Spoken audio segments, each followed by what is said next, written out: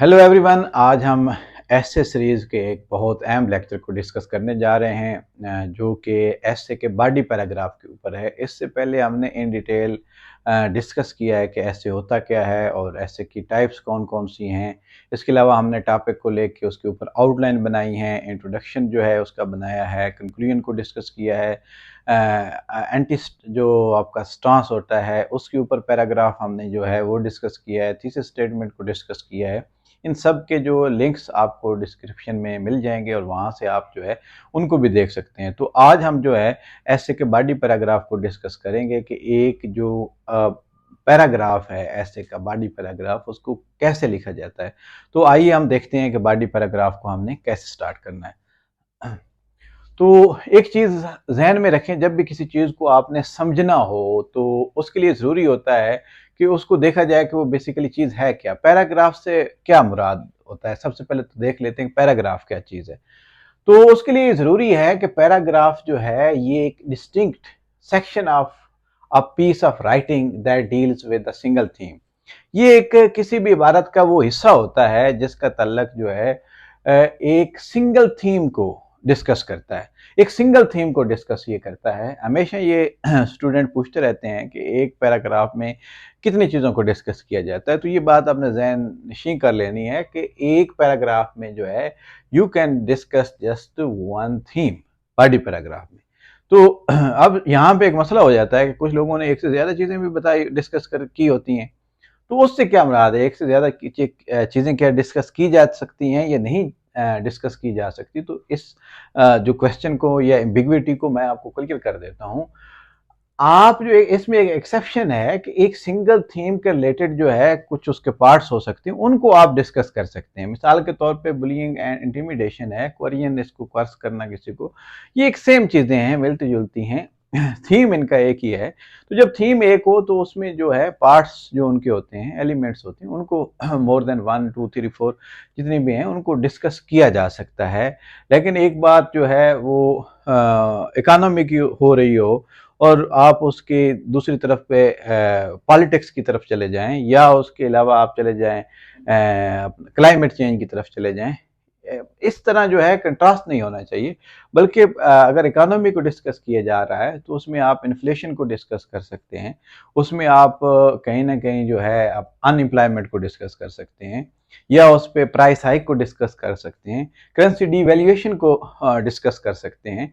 तो उसके बाद करंट अकाउंट डेफिसिट को डिस्कस कर सकते हो। ये सारी चीज़ें इकोनॉमिक क्राइसिस के रेलिवेंट हैं, ठीक है। तो इनको एक एक पैराग्राफ में डिस्कस किया जा सकता है। बट दूसरी कोई चीज़ जो है वो उसमें डिस्कस नहीं होगी क्योंकि ये थीम जो है उसका डिफरेंट होगा। तो ये आपको मैं अब क्लैरिटी देना चाह रहा था और अब आई थिंक कि आपको पता चल गया होगा। It means you can only discuss a single theme in one paragraph but you can discuss one or more parts related to single theme in a paragraph. ये डिस्कस किया जा सकता है। अब दूसरी बात होती है कि इसका स्ट्रक्चर किस तरह होना चाहिए, एक जो पैराग्राफ है वो किस तरह लिखा जाना चाहिए। ये आपने ज़हन नशीं कर लेनी है। दो चीज़ें, एक मैंने ये एक निमोनिक्स बनाया है, PEEC, पीक। ये पीक जो है ये जस्ट आपने समझने की खातिर मैंने लिखा है, ये कोई स्टैंडर्ड वर्ड नहीं है, ये कोई इस तरह की चीज़ नहीं है। तो ये जो पी है इससे क्या मुराद है, इससे main point of the theme. ये जो मेन पॉइंट उस पैराग्राफ में आपने डिस्कस करना है, सबसे पहले तो आपने उसको शुरू में लिखना है। उसके बाद उस पॉइंट को आपने क्या करना है, एक्सप्लेन करना है, एलेबोरेट करना है उस पॉइंट को।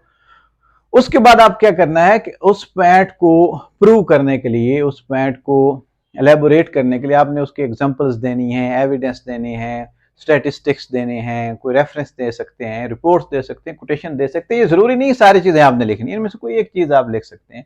कोई एविडेंस दे दिया, कोई एग्जांपल दे दी, कोई रेफरेंस दे दिया, कोई कोटेशन दे दी। स्टूडेंट अक्सर कंफ्यूज होते हैं कि एक ऐसे जो है उसमें मुझे तो कोटेशंस नहीं आती, मुझे कोई रेफरेंस नहीं है, स्टैटिस्टिक नहीं है, डाटा नहीं है।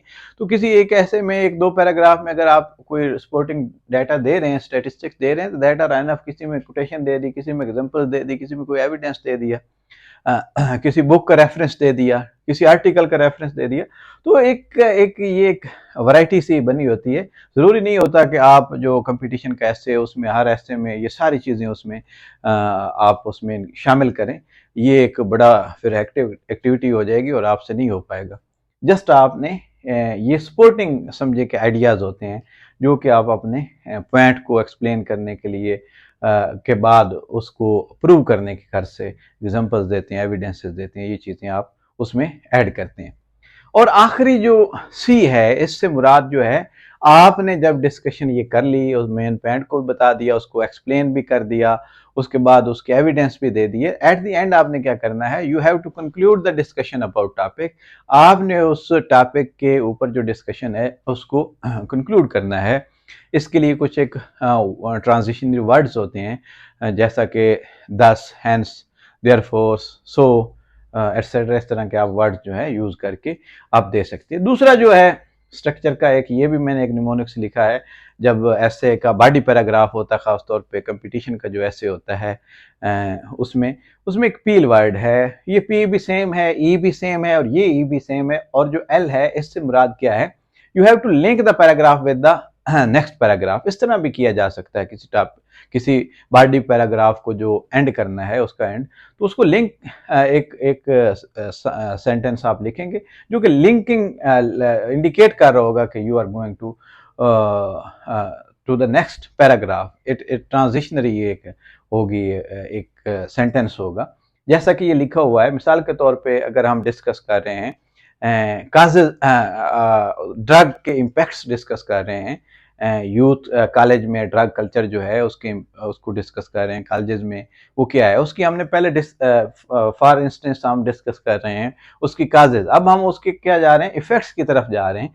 तो ये मैंने एक लाइन लिखी, similarly in the next paragraph effects of drug culture in colleges are being discussed. तो इससे क्या एक इंडिकेट हो जाएगा, एक इशारा हो जाएगा कि आगे जो नेक्स्ट पैराग्राफ है उसमें ये चीज़ें जो हैं वो डिस्कस होने जा रही हैं। तो इस तरह भी आप कर सकते हैं, इसमें जो आपको अच्छा लगे। ये थोड़ा सा अच्छा होता है कि इसमें आप उसी टॉपिक को जो है कंक्लूड कर देते हो, तो ये भी ठीक है, इसमें कोई हर्ज नहीं, जो आपको अच्छा लगे। ये तो अब आपको पता चल गया कि ये चीज़ें जो हैं, स्ट्रक्चर जो होता है वो इसमें डिस्कस किया जाता है।